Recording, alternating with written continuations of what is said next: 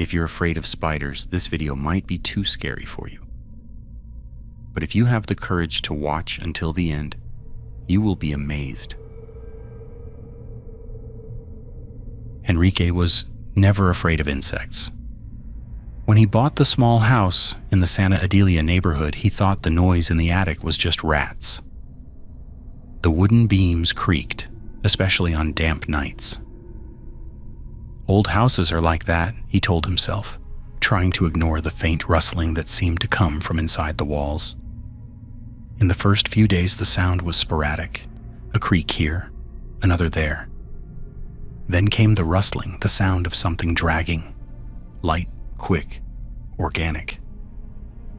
Henrique went up to the attic twice. He found only dust, old wires, and a few small webs.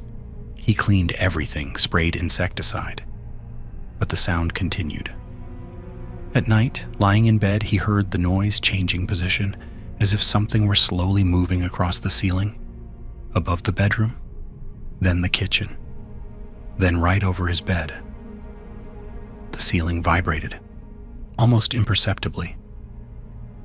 One night he woke up with the distinct feeling that something had fallen on his face. He brushed it off quickly, just a sticky thread. When he turned on the light, he saw a fine web descending from the ceiling, swaying in the air.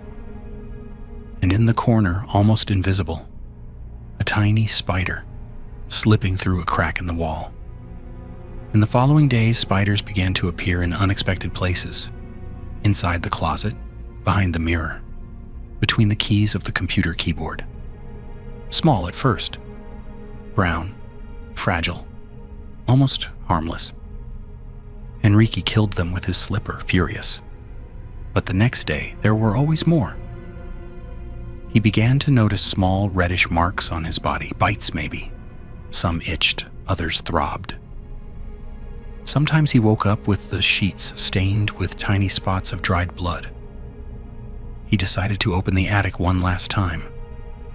He climbed the ladder with a flashlight and his phone recording. As soon as he lifted the wooden lid, a strong smell hit him, a mix of mold and rust. The light revealed dozens of thick webs, crossing the space like pulsating white threads. In the corner, something moved. Henrique thought it was a nest. He pointed the flashlight closer and saw what looked like a living ball of legs. Spiders, hundreds of them piled together, breathing as one.